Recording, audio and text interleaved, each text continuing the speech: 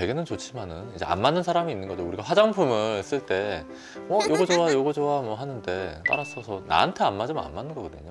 저는 제 가족 얼굴에 결절 생기는 것은 절대 원하지 않습니다. 따라서 세 시술은 절대 추천드리지 않습니다. 저는 얼마 전에 저희 병원에 그 유명하신 분 있잖아요. 할리우드 스타 이티 분이 방문을 하셨어요. 이쪽에 이렇게 관자에다가 을 하셨는데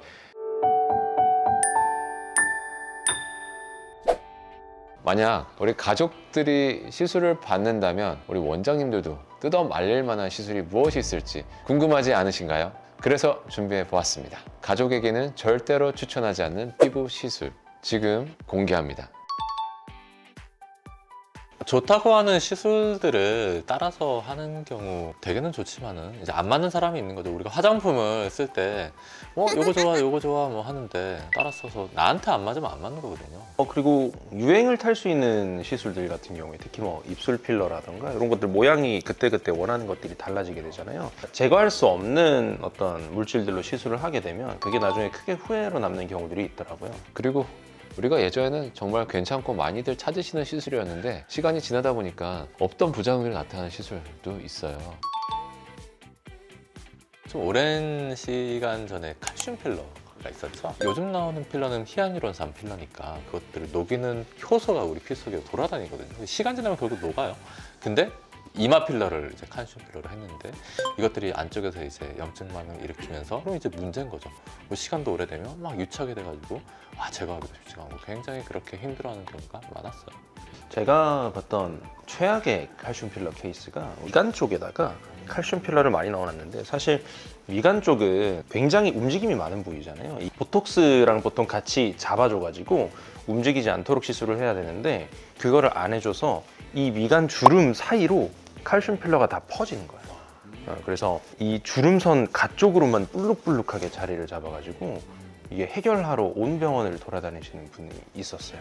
근데 진짜 해결하기 쉽지 않죠. 저도 부작용을 워낙 많이 받고 미의 기준이 계속해서 시간이 지나면서 변해요. 그런데 변하지 않는 시술을 한번 받게 되면은 나중에는 그에 따라서 우리가 변동이 안 되기 때문에 후회하는 경우가 간혹가다 발생할 수 있습니다. 그런 케이스가 굉장히 또 한 케이스가 있죠. 우리 지방 이식 잘못 받으신 분. 올해 이제 지방이 너무 두툼하게 자리를 잡아가지고 그거를 녹이겠다고 온갖 리프팅을 다 받으시는 분들이 있어요. 뭐 칼슘 필러, 지방 이식 이런 거 녹이기 어려운 것들, 없애기 어려운 것들 뭐 그런 게. 저는 얼마 전에 저희 병원에 그 유명하신 분 있잖아요. 할리우드 스타 이티 분이 방문을 하셨어요. 이쪽에 이렇게 관자에다가 지방 이식을 하셨는데 중국 의사분이 하셨다고 하는데 이쪽 관자에 이렇게 볼록 튀어나와서 그것에 대해서 좀 시술을 받고 싶고 녹여달라고 하면서 또 온다 리프팅을 좀 세기를 높여서 해달라고 하신 분이 있었거든요. 단순히 생각하면 우리 몸에 있는 지방을 갖다 붙이니까 그곳에서 자연스럽게 있을 수 있지 않나 생각을 하실 텐데요. 원래 우리가 갖고 있는 지방도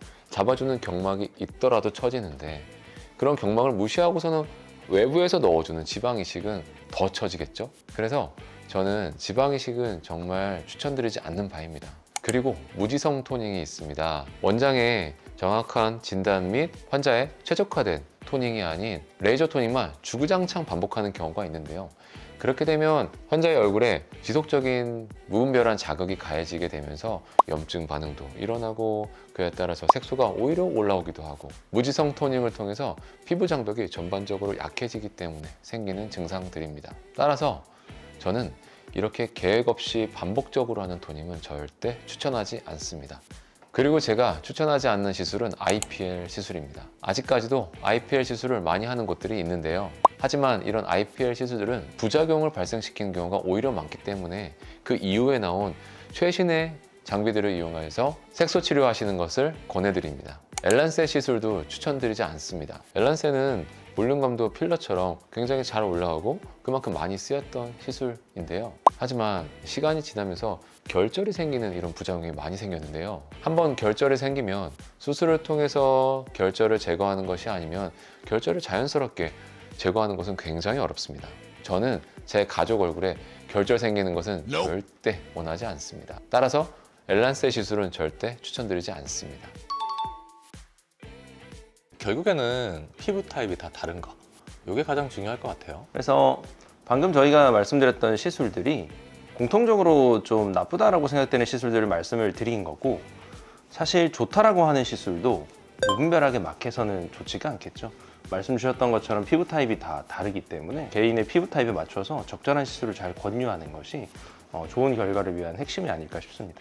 그렇게 하려면 이제 우리가 진단이 중요한 거고 객관적인 장비를 가지고 이 사람이 어떤 타입인가, 어떤 컨디션인가 그런 것들을 파악하는 게 굉장히 중요할 거고 그런 것들을 보면서 이제 원장님들이 들어가서 그런 것들을 파악을 하고 이제 어떤 것들이 필요한지 그리고 실제로 그런 것들을 우리가 제안을 해줬다고 하더라도 실제로 그 환자분이 받아보고 안 맞으면 안 맞는 거예요. 원장님께서 말씀하신 대로 의사들이 진단을 해주는 경우가 있는데요. 또 그런 진단을 해줄 때 스캔 리포트처럼 정량화된 자료가 있어서 거기에 환자들마다 균질하게 체크를 해서 거기에 맞게끔 제안을 드리고 환자분들에게 시술을 말씀드리는 그런 병원을 찾아가는 것도 굉장히 큰 도움이 되겠죠. 그리고 시술을 받을 때 사진을 촬영하지 않는 병원도 있고요. 시술을 받을 때마다 계속 다른 병원을 가면서 시술을 받는 분도 있는데요. 시술은 받는 것도 중요하지만 시술을 받는 과정에서 중간중간 경과 체크를 하는 것도 굉장히 중요합니다. 따라서 시술을 잘하는 병원에서 꾸준하게 팔로우업하면서 시술을 받는 것을